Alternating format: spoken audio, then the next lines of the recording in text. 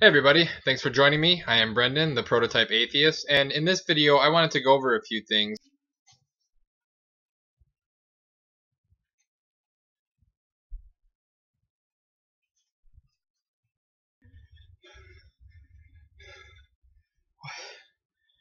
What the hell? What? Holy shit. Oh, I was just abducted by aliens. I can't believe this. It's like they dropped me off and I was never gone. This is crazy. I was gone for like a week at least. Seriously, I was just sitting here getting ready to record this video, and all of a sudden I was inside a spaceship and there was these strange creatures all over the place.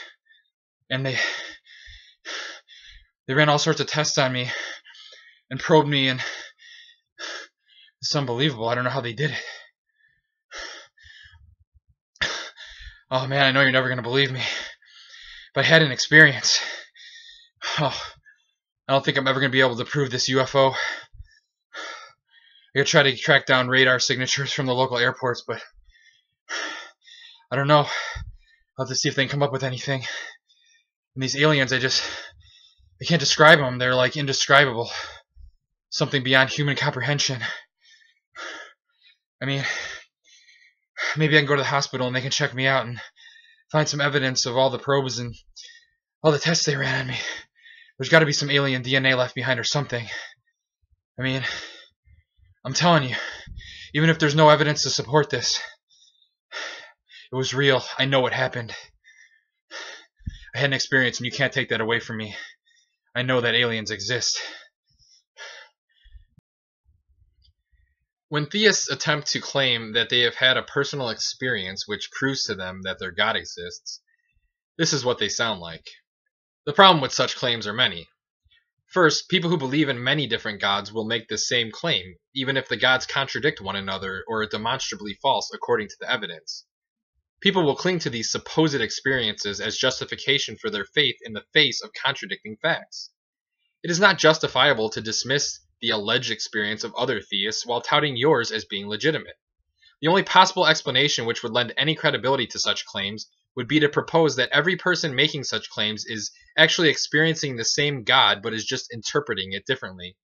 However, even this is a stretch, considering that in almost all cases the God being claimed is the one already familiar to a person through their cultural traditions, and because it makes little sense that a God would go to the trouble of giving a person such an experience but then not bother clarifying its identity. Second, personal experience is not always a good indicator of reality. Delusions and hallucinations, and even vivid dreams, can be perceived to be very much real to those experiencing them. Such episodes are indistinguishable from reality. The human brain is very much capable of creating false perceptions and memories, even after only a short time. Eyewitness testimony is notoriously unreliable even in the immediate aftermath of an event, and the passage of time only exacerbates this. In addition, there are many different conditions or events which can cause the brain to not function properly when processing information during or after an event. Many studies have demonstrated that psychotropic drugs affect the same areas of the brain associated with alleged religious experiences. In addition, even naturally occurring compounds like dopamine can have an effect in creating such experiences. This is why we demand objective evidence before substantiating a claim. If we lend credence to anecdotes and personal experiences, then almost anything can be accepted as legitimate just by someone claiming it. This is no way to go about discerning reality. Just as my disappearing on the screen is much more easily explained by video editing, something like the tomb of Jesus being empty after 3 days is far more easily explained by it being removed by people with a vested interest in his resurrection or by animals removing it. To claim that the resurrection is the most likely scenario is irrational. This, of course, assumes that a historical figure named Jesus actually existed and was crucified and placed into a tomb to begin with. The bottom line here is that whether a person is lying or sincerely believes that they've had an encounter with the creator of the universe, their personal testimony regarding this is irrelevant and provides nothing of value to the discussion about the existence of such a deity. Clearly, if this God exists and wants humanity to know this, such a God would offer equal opportunity to all people. However, we don't see this. as the Bible clearly indicates that the only specific people are chosen as prophets with the ability to channel God's desires. If this weren't true, then anyone who prays and claims to get a response could record what their response from God was and have it become divine revelation.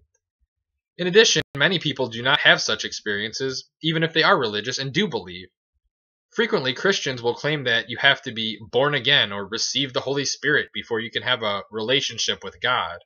But I can't seem to figure out what this means other than apparently abandoning all reason and ignoring all contradictory evidence in order to allow emotions to completely overtake your judgment, because that seems to be a requirement.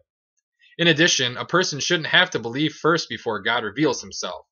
There are plenty of people in the world who have never even heard of many of the gods people believe in, including Jesus Christ. It makes no sense that humans would be tasked with spreading the knowledge about this God's existence when God could just reveal himself to people whenever he wanted to. I'm not aware of any proven case where a person who had no business knowing anything about a specific God somehow knew about its existence and will and desires. Now, if something like that happened on a regular basis, then you might have an argument.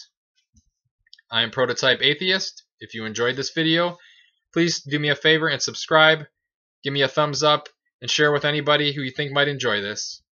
And last but not least, just remember that when debating with theists to keep calm, it seems legit.